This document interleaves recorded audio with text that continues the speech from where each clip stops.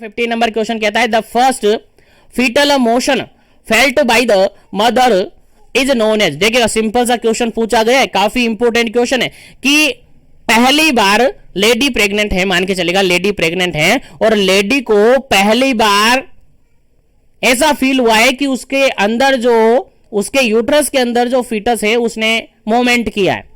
और जनरली अपन इस बात को कहते हैं कि बच्चे ने लात मारी, कहते हैं ना, वही कह रहा हूं, क्वेश्चन यही कह रहा है कि बच्चे ने सबसे पहले लात मारी, उसको अपन क्या कहते हैं।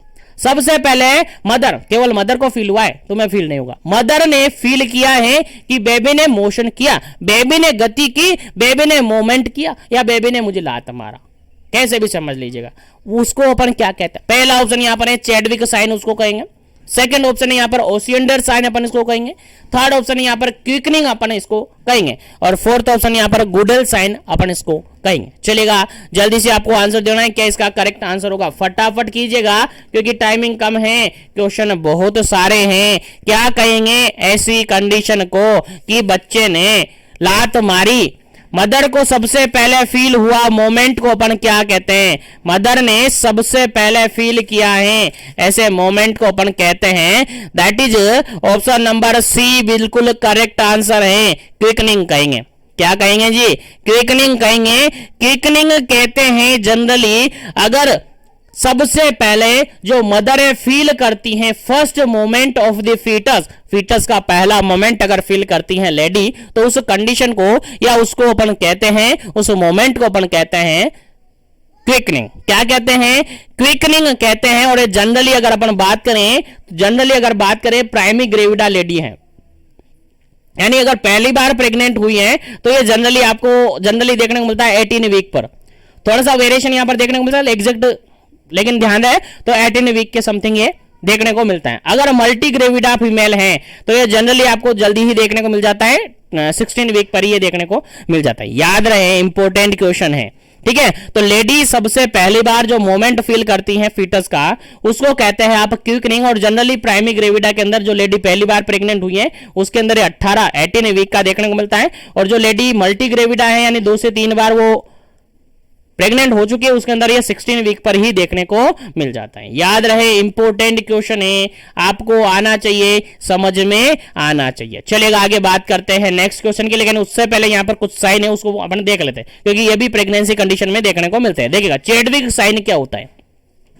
चैडविक साइन क्या होता है, तो जनरली अपन इसको कहते हैं चैडविक साइन मतलब होता है ब्लूइश डिसकलरेशन, ब्लूइश डिसकलरेशन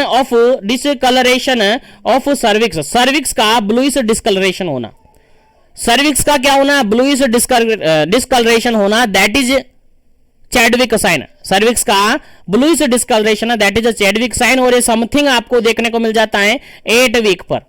कब देखने को मिल जाता है, 8 वीक पर देखने को मिल जाता है। अगर अपन ओशियंडर साइन की बात करें, ओशियंडर साइन की बात करें तो यहां पर इंक्रीज वेजाइनल पल्सेशन देखने को मिलता है, इंक्रीज वेजाइनल पल्सेशन देखने को मिलता है। याद रखिएगा, पल्सेशन देखने को मिलता है, जो वेजाइना के अंदर जो पल्सेशन है वो क्या हो जाता है, इंक्रीज होता है। और ये भी समथिंग आपको 8 वीक के समथिंग देखने को मिल जाता है। अगर बात करें गुडल साइन की, अगर अपन बात करें गुडल साइन की, तो गुडल साइन होता है सॉफ्टनिंग ऑफ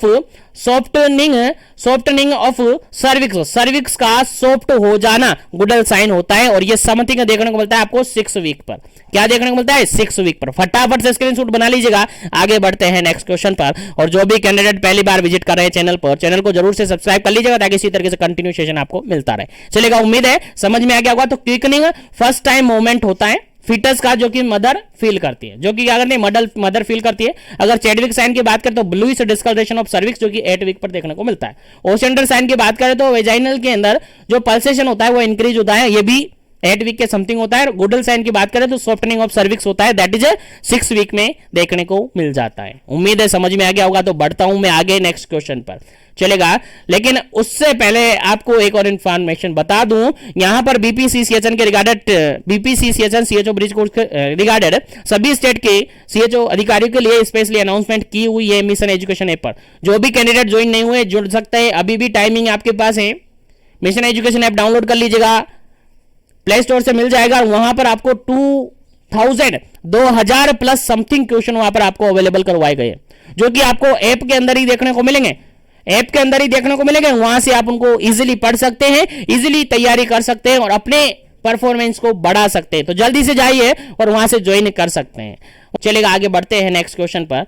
और नेक्स्ट क्वेश्चन आपके सामने है काफी इंपोर्टेंट, नेक्स्ट क्वेश्चन आपके सामने काफी इंपोर्टेंट है। नेक्स्ट क्वेश्चन क्या कहता है देखिएगा, number of antenatal visit should be at least. देखिएगा क्वेश्चन सिंपल सा यहां पर ये कहा गया है कि जो एंटेनेटल विजिट करवाते हैं अपन, एंटेनेटल विजिट करते हैं, वो एटलीस्ट कम से कम कितने एंटेनेटल विजिट होने चाहिए। क्वेश्चन समझ में आएगा ना, क्वेश्चन रिपीटेड है, 101% पूछा जा सकता है। तो यहां पर ऑप्शन है 5, ऑप्शन है 3, थर्ड ऑप्शन है 4 और ऑप्शन नंबर डी है 2। चलेगा, कितने एंटेनेटल विजिट की जरूरत पड़ती है। Number of antenatal visit should be at least कितने विजिट होने चाहिए। जल्दी से आपको आंसर बताना है, क्या इसका करेक्ट आंसर होगा। एटलीस्ट इतने तो होने ही चाहिए, कि एटलीस्ट इतने तो होने ही चाहिए। चलेगा, इस क्वेश्चन का अगर बिल्कुल करेक्ट आंसर अपन बात करें, इसका बिल्कुल करेक्ट आंसर अगर अपन बात करें तो इसका आंसर होगा आपका ऑप्शन नंबर सी। क्या होगा जी, ऑप्शन नंबर सी होगा, एटलीस्ट 4 विजिट होने चाहिए। एंटेनेटल विजिट की बात करें तो 4 विजिट होने चाहिए, जिसके अंदर से एटलीस्ट 1 विजिट आपका एमओ करेगा। 1 विजिट किसके हैंड में होना चाहिए, एमओ, मेडिकल ऑफिसर के द्वारा किया हुआ होना चाहिए। एटलीस्ट 1 विजिट, ठीक है, एटलीस्ट 1 विजिट। बाकी थर्ड आप अदर हेल्थ वर्कर आपको कर सकते हैं, लेकिन 1 विजिट आपका एमओ करेगा। याद रखेगा, इंपोर्टेंट क्वेश्चन है। अब यहीं पर अगर मैं आपको टाइमिंग बता दूं इनका कि 4 विजिट करते हैं, एंटेनेटल विजिट के अंदर एटलीस्ट 4 विजिट करते हैं, और 4 विजिट का अगर अपन टाइम बताएं तो फर्स्ट विजिट करवाया जाता है। फर्स्ट विजिट करवाया जाता है जैसे ही प्रेगनेंसी आपको कंफर्म हो जाती है कि हाँ प्रेगनेंसी कंसीव हो चुके हैं, तो एज सून एज पॉसिबल और विद इन 12 वीक ये करवा देनी चाहिए, विद इन 12 वीक करवा देनी चाहिए। और एटलीस्ट जनरली अपन कहें तो 8 वीक से लेकर 12 वीक तक आप इसको इजीली करवा सकते हैं। सेकेंड अगर विजिट की अपन बात करें तो second visit generally 14 to 26 week पर करवाया जाता है। याद रखेगा, इंपोर्टेंट है, यहां से क्वेश्चन पूछा जा सकता है। थर्ड विजिट की अगर अपन बात करें तो थर्ड विजिट जनरली 28 से लेकर 36 वीक तक करवा सकते हैं, 28 से 36 वीक तक करवा सकते हैं। और फोर्थ विजिट आपका 36 के बाद टिल डिलीवरी आप करवा सकते हैं। तो बेसिकली यहां पर टिल डिलीवरी मतलब टर्म की बात कर रहा हूं मैं, टर्म मतलब जानते हो ना 42 जनरली, जहां तक 42 तक टर्म माना जाता है, फिर पोस्ट टर्म मान लिया जाता है, ठीक है। तो यहां पर जनरली अगर बात करें तो फर्स्ट जो एएनसी करवाई जाती है वो विद इन 12 वीक हो जानी चाहिए, यानी 8 से 12 वीक तक आप जनरली मान सकते हैं। और सेकंड जो एएनसी आपकी वो 14 to 26 हो जानी चाहिए, और थर्ड 28 to 36 हो जानी चाहिए, और फोर्थ आपकी 36 के बाद हो जानी चाहिए, ठीक है। अब यहां से क्वेश्चन कैसे पूछा जाएगा, आपसे पूछा जाएगा कि सर बताइए, आप बताइए, कम्युनिटी हेल्थ ऑफिसर हैं आप बताइए कि थर्ड विजिट कब करवाया जाता है, थर्ड एएनसी एंटीनेटल विजिट कब करवाया जाता है। आपका आंसर क्या रहेगा, थर्ड। सर हमारा आंसर ये रहेगा कि थर्ड विजिट जो है जनरली हम करवाएंगे सर 28 से लेकर 36 वीक पर, 28 से लेकर 36 वीक पर हम करवाएंगे। सेकंड करवाएंगे अपन 14 to 26 पर, और फोर्थ तो आपको याद ही है, और फर्स्ट आपको याद रखना है विद इन 12 वीक में हो जाना चाहिए। और टोटल 4 विजिट होंगे, और टोटल 4 विजिट में से एटलीस्ट 1 विजिट जो होता है वो आपका एमओ करेगा। 1 विजिट को कौन करेगा, मेडिकल ऑफिसर करेगा, याद रहे 1 विजिट मेडिकल ऑफिसर करेगा। चलेगा, आगे बढ़ जाते हैं नेक्स्ट क्वेश्चन पर। उम्मीद है यहां तक क्वेश्चन आपको समझ में आ गया होगा। नेक्स्ट क्वेश्चन आपके सामने काफी इंपोर्टेंट है। नेक्स्ट क्वेश्चन कहता है 70 नंबर क्वेश्चन है, EDT expected date of delivery की बात की जा रही है, और ये इंपॉर्टेंट क्वेश्चन है, आपके एग्जाम में पूछा जा सकता है, क्योंकि ये क्वेश्चन आपने देखा हो तो आपके एग्जाम में पूछा गया था। इस पहले राजस्थान सीएचओ की बात कर रहा हूं, राजस्थान सीएचओ के जो एग्जाम हुआ था, कंपटीशन हुआ था, जिससे आप जॉब लगे हैं, उसके अंदर भी एज इट इज क्वेश्चन पूछा गया था। तो आपको याद होना चाहिए, आपके इस एग्जाम में भी पूछा जा सकता है, क्योंकि इससे आपको बार बार पाला पड़ने वाला है। चले, ईडीटी इज कैलकुलेटेड बाय, कैसे कैलकुलेट करेंगे ईडीटी को। पहला ऑप्शन यहां पर एलएमपी, लास्ट मेंस्ट्रुअल पीरियड यहां पर होता है, ठीक है, last date of menstrual period या last day of menstrual period, ठीक है। तो एलएमपी प्लस 9 मंथ करेंगे। सेकंड ऑप्शन है यहां पर LMP plus 9 month plus 7 days करेंगे। थर्ड ऑप्शन यहाँ पर LMP plus 9 month plus 7 week यहाँ पर करेंगे, LMP plus 9 month plus 10 days यहाँ पर करेंगे। क्या करेंगे, कैसे कैलकुलेट करेंगे आप EDD को, एक्सपेक्टेड डेट ऑफ डिलीवरी को कैसे कैलकुलेट करेंगे, चलेगा जल्दी से बता दीजिएगा कैसे कैलकुलेट करेंगे। चलेगा, इस क्वेश्चन का बिल्कुल राइट आंसर आपका होता है option number B. Option number B बिल्कुल राइट आंसर होता है। क्या करेंगे, जो लास्ट मेंस्ट्रुअल पीरियड है उसका आप 9 मंथ ऐड करेंगे, उसके अंदर 7 डेज ऐड करेंगे तो आपका EDD निकल कर आपके सामने आ जाएगा। अब यहां से क्वेश्चन कैसे बनाएगा, देखिए क्वेश्चन कैसे बनाया जा सकता है। मान के चलिएगा एक लेडी है जिसका लास्ट EDD 12 जून है, 12 जून 2021 का था। अब बताओ कि उसकी डिलीवरी, एक्सपेक्टेड डिलीवरी EDD कब का होगा, क्वेश्चन मार्क आपके सामने है। और इस क्वेश्चन का आंसर मुझे कमेंट में आप देंगे, बाकी मैं इस सेशन को आगे बढ़ाता हूं। मुझे सभी का आंसर होना चाहिए कमेंट्स के अंदर। चलेगा, नेक्स्ट आगे बढ़ते हैं, नेक्स्ट क्वेश्चन की बात करते हैं। 18 नंबर क्वेश्चन है। 18 नंबर क्वेश्चन क्या कहता है, देखिएगा, third visit should be done. जो थर्ड विजिट ANC की बात करें, एंटीनेटल विजिट की अगर अपन बात करें तो थर्ड विजिट कब होता है, थर्ड विजिट कब करवाया जाता है, टाइमिंग ड्यूरेशन मैंने अभी बताया था थोड़ी देर पहले, आपको याद होना चाहिए। पहला ऑप्शन यहां पर है between 8 to 12 week, second option है 14 to 26 वीक, थर्ड ऑप्शन है 12 to 20 वीक और फोर्थ ऑप्शन है 28 to 36 वीक। चलेगा, क्या इसका करेक्ट आंसर होगा, एक्यूरेट आंसर आपको देना है, उसके बाद करेक्ट आंसर मैं आपको बताऊंगा क्या इसका करेक्ट आंसर होगा, क्योंकि प्रीवियसली क्वेश्चन के अंदर मैं इसके बारे में डिस्कस कर चुका हूं, तो आपका गलत नहीं होना चाहिए। चलेगा, इस क्वेश्चन का अगर बिल्कुल करेक्ट आंसर अपन देखें तो ऑप्शन नंबर डी बिल्कुल करेक्ट आंसर होगा। ऑप्शन नंबर डी बिल्कुल करेक्ट आंसर होगा, जो कि कितना 28 से लेकर 36, 28 से लेकर 36 याद रहे, आपको बताया था मैं, एक बार फिर से मेंशन कर दूं। फर्स्ट विजिट हो जाना चाहिए विद इन आपका 12 वीक, 12 वीक के अंदर हो जाना चाहिए। बात करें तो 8 से लेकर 12 वीक में हो जाना चाहिए, 8 to 12 वीक के अंदर हो जाना चाहिए। सेकंड वीक की अगर बात करें तो 14 to 26 वीक के अंदर हो जाना चाहिए। और थर्ड विजिट की अगर बात करें तो ये 28 से लेकर 36 वीक के अंदर हो जाना चाहिए। और फोर्थ विजिट की बात करें तो ये 36 के बाद हो जाना चाहिए। ये सारे विजिट है आपको याद होने चाहिए, सारे विजिट है आपको याद होने चाहिए। नहीं याद है तो याद रख लीजिएगा, क्योंकि एग्जाम में पूछा जा सकता है, इसलिए याद होना चाहिए। थर्ड विजिट करवाया जाता है आपका 28 से लेकर 36 वीक पर, याद रहे, इंपॉर्टेंट ही। चलिएगा, आगे बढ़ते हैं नेक्स्ट क्वेश्चन पर। नेक्स्ट क्वेश्चन आपके सामने 29 नंबर क्वेश्चन है। 29 नंबर क्वेश्चन क्या कहता है, देखिएगा, समझिएगा। 29 नंबर क्वेश्चन कहता है second visit antenatal visit should be done. Second antenatal visit कब करवाया जाता है, बताओ। अभी थोड़ी देर पहले मैंने बता दिया, बताओ क्या इसका करेक्ट आंसर होगा। पहला ऑप्शन यहाँ पर 8 to 12 वीक, सेकंड ऑप्शन है 14 to 26 वीक, थर्ड ऑप्शन यहाँ पर 12 to 20 वीक और फोर्थ ऑप्शन यहाँ पर 28 to 36 वीक। चलेगा, क्या इसका करेक्ट आंसर होगा। सेकंड वीक की बात की जा रही है, अभी बताया मैंने, अब गलत नहीं होना चाहिए, बिल्कुल क्या करेक्ट आंसर होगा। सेकंड वीक की अगर अपन बात करें, सॉरी सेकंड एंटीनेटल केयर की अगर अपन बात करें, एंटीनेटल विजिट की बात अपन करें तो ये जनरली होता है आपका ऑप्शन नंबर बी 14 to 26। अभी बार बार बताया हूं, 14 से लेकर 26 वीक तक आप सेकंड विजिट करेंगे। पहला विजिट 12 वीक के अंदर करेंगे, दूसरा आप 14 से लेकर 26 तक करेंगे और तीसरा आप 28 से लेकर 36 तक करेंगे और चौथा 36 के बाद आप करेंगे, 36 के बाद आप करेंगे। याद रख लीजिएगा यार, याद रखना पड़ेगा, क्वेश्चन कहीं से भी उठकर आ सकता है। चलेगा, आगे बढ़ते हैं नेक्स्ट क्वेश्चन पर। उम्मीद करते हैं याद हो रहा होगा, उम्मीद करते हैं समझ में आ रहा होगा। चलेगा, नेक्स्ट क्वेश्चन है आपका सामने 20 नंबर। नेक्स्ट क्वेश्चन है आपके सामने 20 नंबर और 20 नंबर क्वेश्चन कहता है, देखिएगा 20 नंबर क्वेश्चन कहता है reason of fundal height less than the period of gestation, less than the period of gestation. Simple सा क्वेश्चन ये है कि आपको कारण बताना है कि जो फंडल हाइट है वो लेस देन रह रही है गेस्टेशन पीरियड, यानी नॉर्मल से भी कम रह गई है। फंडल हाइट अपन ने पढ़ी थी अलग अलग, याद हो तो आपको फंडल हाइट कहां पर कितनी होगी, प्रीवियसली सारे सेशन आप देखे होंगे तो आपको पता होगा। जब हम एंटीनेटल केयर से रिगार्डेड टॉपिक्स पढ़े थे, थ्योरेटिकल पढ़े थे अपन, लेकिन उसमें काफी अच्छी तरीके से अपन ने डिस्कस किया था। तो क्वेश्चन यहां पर यह है कि एंटीनेटल केयर एंटीनेटल केयर के अंदर अपन डिस्कस किया था फंडल हाइट, तो हमने कहा था कि एक फिक्स्ड ड्यूरेशन में जेस्टेशनल पीरियड के अकॉर्डिंग फंडल हाइट फिक्स्ड होती है। है ना।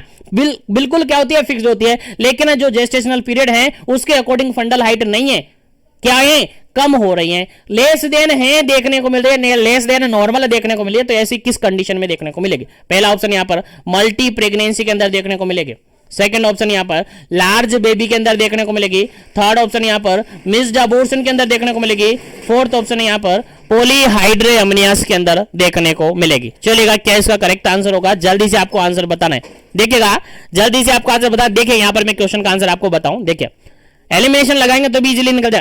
आपको पता है, देखिएगा मल्टी प्रेगनेंसी अगर है तो फंडल हाइट बढ़ेगी कि कम होगी? सर बढ़ेगी, कम नहीं होगी। सर बेबी बड़ा है तो बढ़ेगी कम होगी? सर बढ़ेगी। अगर पॉलीहाइड्रेअमनियास है, एमनियोटिक फ्लूइड ज्यादा है तो बढ़ेगी कम होगी? बढ़ेगी। आपसे पूछा क्या है? Less than. लेस किसमें? अरे सर एबॉर्शन हो चुका है तो लेस देन ही तो देखने को मिलेगी। ऑप्शन नंबर सी आपका करेक्ट हो जाएगा, ऑप्शन नंबर सी आपका करेक्ट हो जाएगा, क्योंकि एबॉर्शन हो चुका है। एबॉर्शन की कंडीशन में फंडल हाइट बढ़ेगी नहीं बल्कि क्या हो जाएगी? कम हो जाएगी। तो लेस देन यहां पर देखने को मिलेगी। उम्मीद है समझ में आ गया होगा। तो आगे बढ़ जाते हैं नेक्स्ट क्वेश्चन पर, आगे बढ़ जाते हैं नेक्स्ट क्वेश्चन पर। और जो भी कैंडिडेट पहली बार चैनल पर विजिट करे, चैनल को जरूर से सब्सक्राइब कर ले, ताकि इसी तरह से कंटिन्यू सेशन आपको मिले, ताकि इसी तरीके से कंटिन्यू सेशन आपको मिले और किसी तरीके से आप पढ़ते रहे। चलेगा, नेक्स्ट क्वेश्चन आपका 21 नंबर क्वेश्चन है।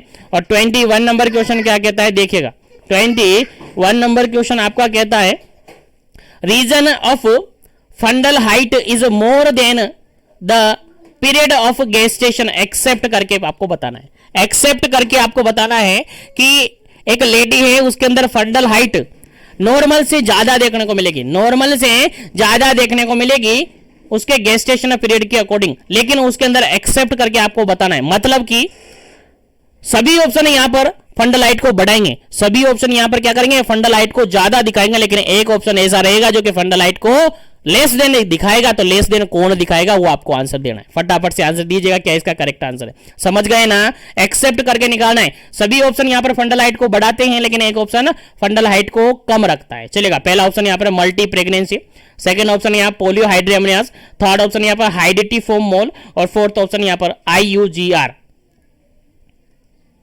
चलेगा, जल्दी से आंसर दीजिएगा ताकि आगे बढ़े अपन क्वेश्चन में।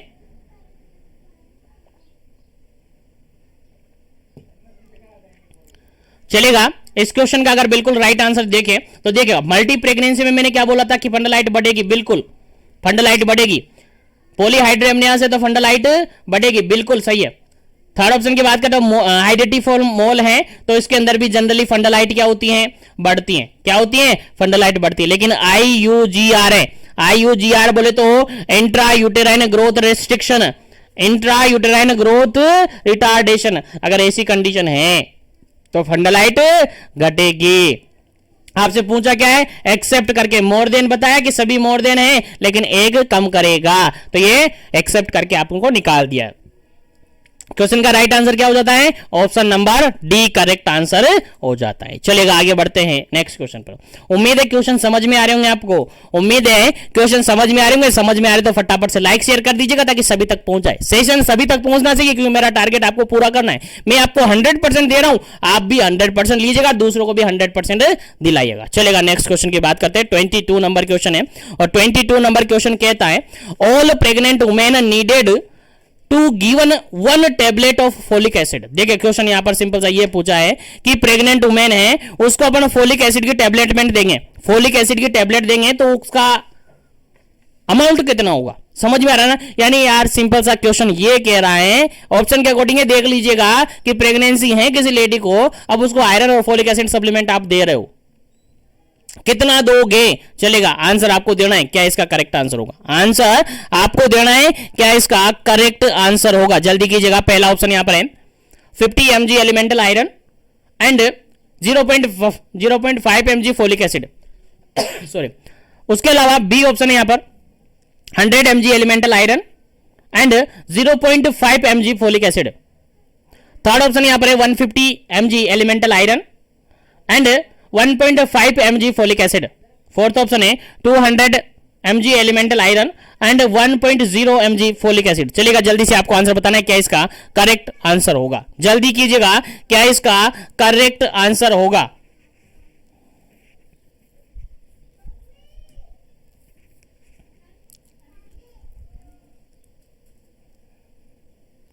चलेगा। इस क्वेश्चन का बिल्कुल करेक्ट आंसर है, बिल्कुल करेक्ट आंसर है ऑप्शन नंबर बी, बिल्कुल करेक्ट आंसर है। यहां पर अपन देते हैं 100 mg एलिमेंटल आयरन, उसके अलावा 0.5 mg फोलिक एसिड।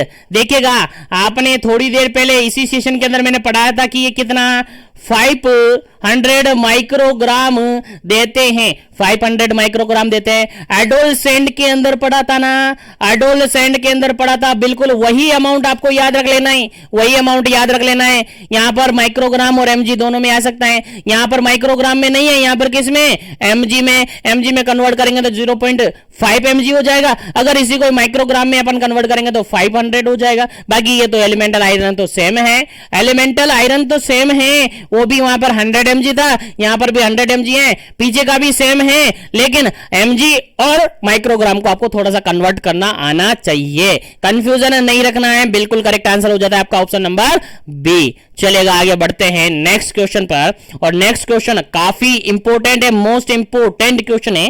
कहता क्या है, देखिए 23 नंबर क्वेश्चन है। 23 नंबर क्वेश्चन कहता है all pregnant women need to given 1 tablet of folic acid at least. देखिए क्वेश्चन यहां पर सिंपल सा ये है, एक टेबलेट डेली देनी है, ठीक है, 1 tablet of iron folic acid at least. देखिए सिंपल सा क्वेश्चन यहां पर ये है कि प्रेग्नेंट लेडी को हम जो सप्लीमेंट प्रोवाइड करते हैं, iron folic acid supplement provide करते हैं, वो एटलीस्ट कितने दिनों तक देना चाहिए, कितने टाइम तक आप दोगे। पहला ऑप्शन यहां पर है 30 डेज तक, सेकेंड ऑप्शन है 60 डेज तक, थर्ड ऑप्शन है 90 डेज तक, फोर्थ ऑप्शन है 180 डेज तक। चलेगा, बताइएगा जी जो अपन आयरन एंड फोलिक एसिड देते हैं, IFA जो अपन देते हैं, आयरन एंड फोलिक एसिड अपन देते हैं, वो कितने दिनों तक देंगे प्रेग्नेंट लेडी को। 30 दिन, 60 दिन, 90 दिन और 180 दिन। आपका आंसर क्या रहेगा जी, फटाफट से आंसर बताइए।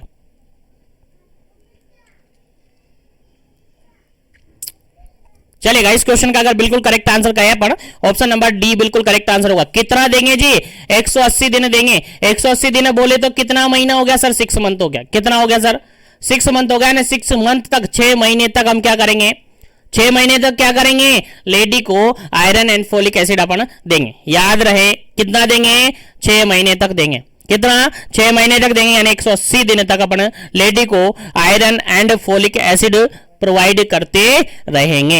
याद रहे, इंपॉर्टेंट क्वेश्चन है, पूछा जा सकता है आपके एग्जाम में। चलेगा, नेक्स्ट क्वेश्चन की बात करते हैं, और नेक्स्ट क्वेश्चन यहां पर सिंपल सा ये है, नेक्स्ट क्वेश्चन यहां पर सिंपल सा ये है, इफ वुमेन इज एनीमिक, एक लेडी है जो कि एनीमिया है उसको ऑलरेडी, और उसके अंदर पेलर देखने को मिल रहा है, she need the iron and folic acid. उस लेडी को कितनी आयरन और फोलिक एसिड की जरूरत पड़ती है, कितने आयरन और फोलिक एसिड की जरूरत पड़ेगी। चलेगा, आंसर आपको बताना है, क्या इसका करेक्ट आंसर होगा, क्या इसका करेक्ट आंसर होगा, जल्दी कीजिएगा। आयरन फोलिक एसिड की बात करें तो कितना आयरन फोलिक एसिड टेबलेट उसको दिया जाएगा, क्या 100 दिया जाएगा, क्या उसको 150 दिया जाएगा, क्या उसको 200 दिया जाएगा, क्या उसको 300 दिया जाएगा। चलेगा, जल्दी से आपको आंसर बताना है। ध्यान रहे, एनीमिक की बात की जाए, अगर नॉर्मल की बात किया जाए तो नॉर्मल में कितना दिया जाता है, 100 दिया जाता है। याद रहे 100 दिया जाता है, लेकिन एनीमिया ऑलरेडी पेशेंट को हो चुका है, ये तो नॉर्मल की कंडीशन में दिया जाता है, लेकिन एनीमिया पेशेंट को हो रखा है तो उसको कितना दिएंगे। आपका आंसर क्या रहेगा, फटाफट से आंसर कमेंट कीजिएगा।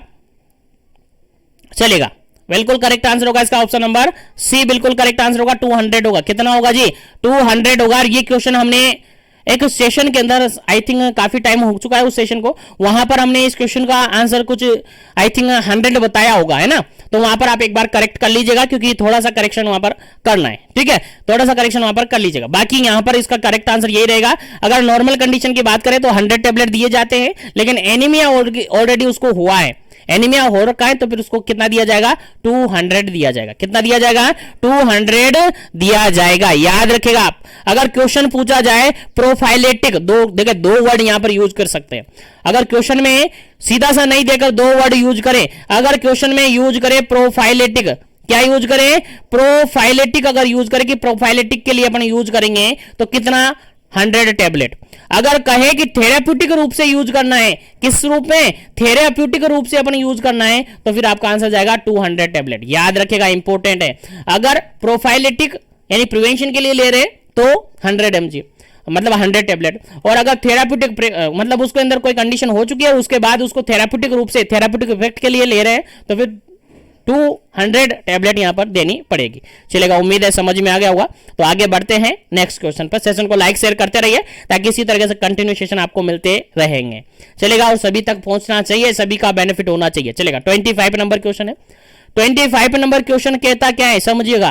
कहता है anaemia during the pregnancy is confirm when the haemoglobin level is less than. देखिएगा, ये क्वेश्चन आपके जो आपने सीएचओ, स्पेशली राजस्थान सीएचओ की बात करूं तो सीएचओ का जो एग्जाम आपने दिया था उसके अंदर ये क्वेश्चन आया था और आपने गलत भी किया था, काफी सारों ने किया था। ठीक है, तो गलत नहीं करना है, सही से आंसर इसका कमेंट करना है आपको कि एनीमिया कब कंसीडर करेंगे। प्रेगनेंसी कंडीशन है और लेडी के अंदर आपने हीमोग्लोबिन लेवल चेक किया है, और अगर उस लेडी का कितना हीमोग्लोबिन लेवल, यानी किससे कम हीमोग्लोबिन लेवल कम हो जाएगा कि अपन उसको कह देंगे कि उसको एनीमिया हो गया है। ठीक है, तो कितनी हीमोग्लोबिन पर या किससे कम हीमोग्लोबिन हो जाए तो उस लेवल पर अपन एनीमिया खोज करते थे। पहला ऑप्शन यहां पर है 11 ग्राम पर डीएल, सेकंड ऑप्शन है 10 ग्राम पर डीएल, थर्ड ऑप्शन है 13 ग्राम पर डीएल और फोर्थ ऑप्शन है यहां पर 12 ग्राम पर डीएल। चलेगा, यहां पर दो ऑप्शन तो आपको नॉर्मल लग रहे हैं, यार ये तो नॉर्मल है, ये तो नॉर्मल है, इनको हटा देता हूं मैं। दो ही ऑप्शन आपके पास है और इन दोनों में ही गलत करके आए थे, इन दोनों में ही गलत ऑप्शन आप चूज किए थे।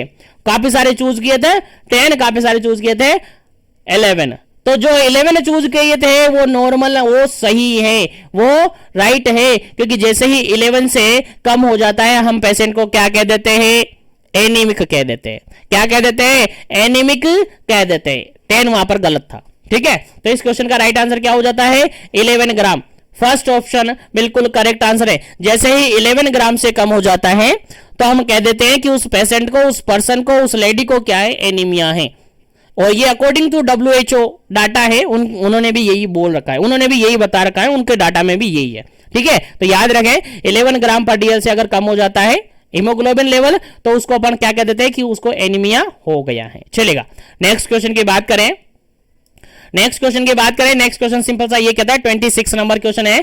कहता है women with the severe anaemia, एक लेडी जिसको सीवियर एनीमिया हो रखा है तो उसके अंदर हीमोग्लोबिन लेवल कितना से कम होगा, कितने से कम होगा। आंसर आपको बताना है। क्वेश्चन समझ में आया ना। एक लेडी है जिसको सीवियर एनीमिया कंसीडर किया गया है, सीवियर एनीमिया डायग्नोज कर दिया है, तो बताओ उसके अंदर हीमोग्लोबिन लेवल कितने से कम होगा।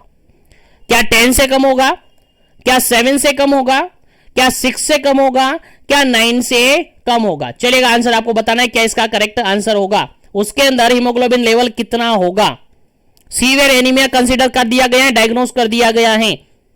चलेगा, बिल्कुल करेक्ट आंसर आपका होगा ऑप्शन नंबर बी, बिल्कुल करेक्ट आंसर होगा। अगर 7 ग्राम पर डीएल से कम हीमोग्लोबिन लेवल है तो अपन कंसीडर कर सकते हैं कि उसके अंदर क्या है, सीवियर एनीमिया है। क्या है, सीवियर एनीमिया है। याद रखिएगा, डाटा अकॉर्डिंग टू WHO है, याद होना चाहिए आपको। चलेगा, नेक्स्ट क्वेश्चन की बात करते हैं।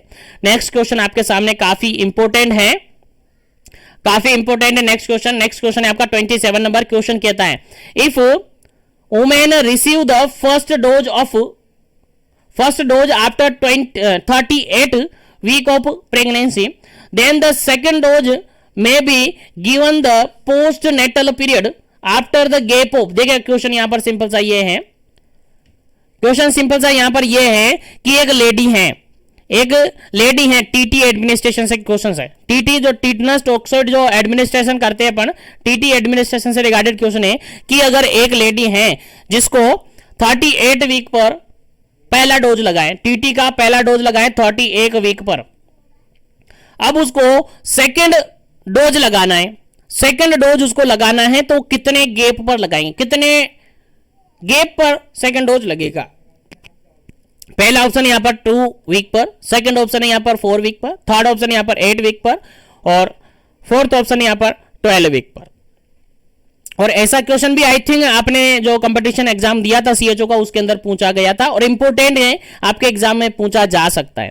तो जनरली आप सबको पता होगा कि अगर कोई सिमिलर डोज है, कोई सिमिलर डोज आप लगा रहे हो तो सिमिलर डोज के अंदर एटलीस्ट आपको 4 वीक का गैप होना जरूरी है। 4 वीक बोले तो 1 मंथ का गैप जरूरी होता है। कोई भी सिमिलर डोज है तो सिमिलर डोज के बीच एटलीस्ट 1 मंथ का गैप होना जरूरी होता है। कितना? 1 महीने का या 4 वीक का गैप होना जरूरी होता है। इसलिए आपका सेकंड ऑप्शन यहां पर बिल्कुल करेक्ट आंसर होता है। 4 वीक का गैप होना चाहिए, 2 डोज के बीच में 4 वीक का गैप होना चाहिए, याद होना चाहिए आपको भी। दिखे? चलेगा, आगे बढ़ जाते हैं नेक्स्ट क्वेश्चन पर। उम्मीद है सेशन लाइक शेयर करते रहेंगे और लाइक शेयर कर रहे होंगे ताकि सभी तक सेशन पहुंच जाए, और जो भी नया जुड़ता है उसको चैनल को सब्सक्राइब कर लेना है ताकि सेशन उनको डेली मिलता रहे। चलेगा, नेक्स्ट क्वेश्चन की बात करें। 28 नंबर क्वेश्चन है। 28 नंबर क्वेश्चन थोड़ा सा समझने वाला है, समझिएगा, क्योंकि इस क्वेश्चन को पहले भी अपन डिस्कस कर चुके हैं। तो यहां पर देखिएगा, if the women has been previously immunised with 2 dose, ये भी टीटी से रिगार्डेड क्वेश्चन है। टीटी से रिगार्डेड क्वेश्चन है कि एक लेडी जिसको पहले ही 2 डोज कंप्लीट हो चुके हैं, 2 डोज लगे हुए हैं प्रीवियसली प्रेगनेंसी में। एक लेडी है जो कि प्रीवियसली प्रेग्नेंट हुई थी, उसके अंदर उसके टीटी के दोनों डोज लगा दिए गए थे। अब with in the first 3 year, 3 साल के पहले, ठीक है, 3 साल से पहले ही वो लेडी प्रेग्नेंट होती है। अब उसको क्या करेंगे? कितने डोज आप लगाएंगे? कितने डोज आप लगाएंगे? पहला ऑप्शन है यहां पर नो एडमिनिस्ट्रेशन, कोई डोज नहीं लगाएंगे। सेकंड ऑप्शन है 1 डोज लगाएंगे। थर्ड ऑप्शन यहां पर 2 डोज लगाएंगे। और फोर्थ ऑप्शन यहां पर नन ऑफ दी अबो। चलेगा, क्या इसका करेक्ट आंसर है? एक लेडी है जिसने प्रीवियसली प्रेगनेंसी में पूरे डोज कंप्लीट थे टीटी के, अब उसके बाद 3 साल के अंदर अंदर वो फिर से प्रेग्नेंट हुई है, तो उसके अंदर टीटी के कितने डोज आप लगाएंगे? 1, 2, 3, या फिर नहीं, या फिर कुछ भी नहीं? चलेगा, आंसर आपको बताना है। चलेगा, अगर ऐसा केस है, अगर ऐसा केस पाया जाता है जिसमें लेडी ने ऑलरेडी प्रेग्नेंट थी और उसके कंडीशन में फुली इम्यूनाइज्ड है, दोनों डोज उसके क्या हैं? कंप्लीट हैं, दोनों डोज कंप्लीट हैं। अब लेडी 3 साल के अंदर, 3 ईयर के अंदर ही क्या हो गई है? प्रेग्नेंट हो गई। तो ऐसी कंडीशन में केवल सिंगल डोज लगेगा। क्या लगेगा? केवल सिंगल डोज लगेगा। ऑप्शन नंबर बी बिल्कुल करेक्ट आंसर है। याद रखेगा, लेडी प्रीवियसली प्रेगनेंसी में फुली इम्यूनाइज्ड है, टीटी इम्यूनाइज्ड है, और उसके बाद उसने 3 साल के अंदर अंदर फिर प्रेगनेंसी कंसीव कर ली है, तो उसके अंदर केवल और केवल टीटी का एक ही डोज लगेगा, जिसको बूस्टर डोज अपन कहेंगे। क्या कहेंगे? बूस्टर डोज अपन कहेंगे। चलेगा, नेक्स्ट क्वेश्चन की अपन बात करते हैं। उम्मीद है यहां तक सभी क्वेश्चन आपको समझ में आ गए होंगे। नेक्स्ट क्वेश्चन आपके सामने 29 नंबर, और 29 नंबर क्वेश्चन कहता है the doses of TT injection to be given to the pregnant women. Pregnant women को जो टीटी इंजेक्शन अपन लगाते हैं उसका डोज कितना रखते हैं? कितना डोज देते हैं? पहला ऑप्शन है 0.05 ml, सेकेंड ऑप्शन है यहां पर 1.5 ml, थर्ड ऑप्शन है 0.5 ml, और फोर्थ ऑप्शन है 0.25 ml। चलेगा, क्या इसका करेक्ट आंसर होगा? टीटी इंजेक्शन आप लगा रहे हो, टीटी वैक्सीनेशन आप लगा रहे हो लेडी को, तो आप कितना डोज फिक्स करेंगे उस लेडी के लिए? अब आप सबको पता है टीटी का तो फिक्स डोज है, टीटी का तो फिक्स डोज है 0.5 ml लगाते हैं। ऑप्शन नंबर सी बिल्कुल करेक्ट है। याद रखना है, जिसको याद नहीं है, टीटी का जो डोज लगता है वो कितना लगता है? 0.5 ml लगता है। याद रहे, इंपॉर्टेंट क्वेश्चन है। और नेक्स्ट क्वेश्चन की बात करते हैं। इंपॉर्टेंट क्वेश्चन है, उम्मीद है आपको समझ में आ गया होगा। 29 नंबर क्वेश्चन का बिल्कुल करेक्ट आंसर होता है आपका 0.5 ml, बिल्कुल करेक्ट आंसर है ऑप्शन नंबर सी। चलेगा, आगे बढ़ते हैं और नेक्स्ट क्वेश्चन की अपन बात करते हैं। और एक बात यहां पर आपको याद हो जानी चाहिए, टीटी का जो इंजेक्शन लगाया जाता है वो आईएम रूट से लगाया जाता है। याद रखेगा, इंट्रामस्कुलर रूट से लगाया जाता है, भूलना नहीं है, इंपॉर्टेंट है। चलेगा, नेक्स्ट क्वेश्चन की बात करें 30 नंबर, और 30 नंबर क्वेश्चन क्या कहता है समझते। 30 नंबर क्वेश्चन कहता है which is the following advise to the pregnant women except. देखिए क्वेश्चन यहां पर यह है कि आप फॉलोइंग सभी ऑप्शन के अकॉर्डिंग, सभी जो ऑप्शन है सभी एडवाइस आप प्रेग्नेंट लेडी को देंगे। Which is the following advice to the pregnant women. Pregnant women को आप सारी एडवाइस देंगे, लेकिन एक ऐसी एडवाइस है जो आप नहीं देंगे, यानी एक्सेप्ट करके आपको निकालना है। यानी सभी एडवाइस प्रेग्नेंट लेडी को आप देंगे, लेकिन एक एडवाइस प्रेग्नेंट लेडी को आप कभी भी नहीं देंगे। तो वो कौन सी एडवाइस नहीं देंगे? पहला ऑप्शन यहां पर एक्सरसाइज फॉर 10 to 15 मिनट्स।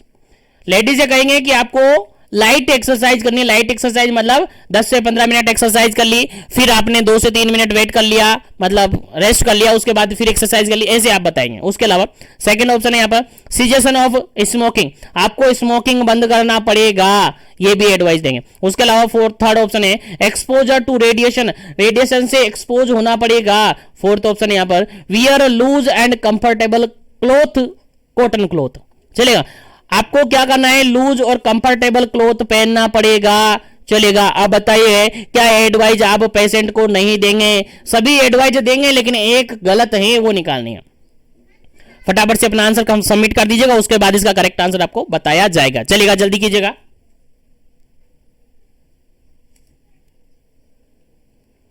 चलिए, इस क्वेश्चन का अगर बिल्कुल करेक्ट आंसर अपन देखें तो ऑप्शन नंबर डी बिल्कुल, सॉरी ऑप्शन नंबर सी बिल्कुल करेक्ट आंसर है, क्योंकि ये एडवाइज आप पेशेंट को, लेडी को कभी नहीं देंगे। लेडी को कह सकते हैं कि एक्सरसाइज करो, आप 10 से 15 मिनट एक्सरसाइज करो, 2 से 3 मिनट वापस वेट कर लो, मतलब रेस्ट कर लो, उसके बाद फिर से आप कर सकते हो। उसके अलावा स्मोकिंग आपको बंद करना ही पड़ेगा। उसके अलावा आप लेडीज से कहेंगे कि आपको लूज और कंफर्टेबल क्लॉथ पहनने पड़ते हैं, ठीक है, पहनने चाहिए। ये एडवाइस आप देंगे, लेकिन लेडी को कभी ये एडवाइस नहीं देंगे कि आपको एक्सपोजर होना पड़ेगा। रेडिएशन से हार्मफुल इफेक्ट हो सकता है उसकी प्रेगनेंसी पर, इसलिए ये एडवाइस कभी भी नहीं देंगे। ये एडवाइस गलत है, इसलिए आपका आंसर क्या हो जाता है?